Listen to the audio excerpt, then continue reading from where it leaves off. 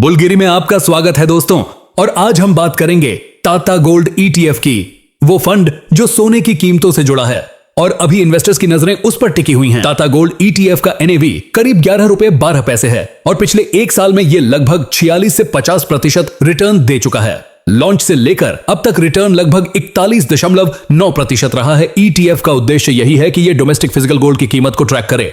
मतलब आप सोना खरीदने का तरीका ईटीएफ के जरिए ले सकते हो, लेकिन कन्वीनियंस और लिक्विडिटी के साथ। टेक्निकल मार्केट एनालिसिस, ये ईटीएफ 50 से 42 सप्ताह की ऊंचाई तक 12 रुपए 13 पैसे तक पहुंच चुका है और लो 7 रुपए 11 पैसे भी देखा गया था। अभी 11 रुपए 12 पैसे की कीमत इस बीच का महत्वपूर्ण जोन दर्शाती है। गोल्ड प्राइसेस पर global cues, US dollar strength, inflation data और सेंट्रल बैंक डिसीजंस का असर सीधे पड़ेगा। अगर ग्लोबल इन्फ्लेशन बढ़ता है या central banks expansionary monetary policy करें तो सोने की कीमतों को टेलविंड मिलेगा और इस ईटीएफ को बढ़त मिल सकती है। लेकिन अगर डॉलर स्ट्रांग हो जाए या इंटरेस्ट रेट्स बढ़ें तो गोल्ड की कीमत दबाव में आ सकती है, जिससे इस ईटीएफ पर नेगेटिव इंपैक्ट होगा। Risk factors tracking error risk, ETF हमेशा 100% परफेक्ट ट्रैकिंग नहीं कर पाती।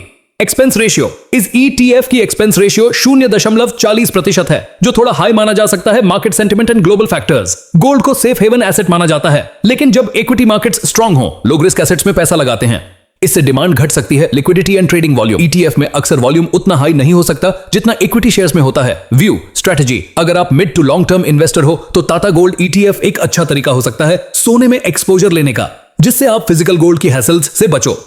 एंट्री आप कर सकते हो जब ईटीएफ की कीमत डिप कर जाए, जैसे कि 10 रुपए 70 पैसे से 10 रुपए 90 पैसे जोन में, और टारगेट रखो करीब 12 से 13 रुपए। लेकिन स्टॉप लॉस रखें यदि प्राइस 10 रुपए 50 पैसे नीचे जाता है। Short term traders global cues और यूएस इन्फ्लेशन एफएडी अनाउंसमेंट्स पर नजर रखें। कोई स्ट्रॉन्ग मूव आएगा तो ईटीएफ में मोमेंटम मिल सकता है। डिस्क्लेमर, ये एनालिसिस एजुकेशनल पर्पस के लिए है। मैं कोई सेबी रजिस्टर्ड एडवाइजर नहीं हूं। किसी भी इन्वेस्टमेंट डिसीजन से पहले अपनी खुद की रिसर्च करो और फाइनेंशियल एडवाइजर से सलाह ले लो।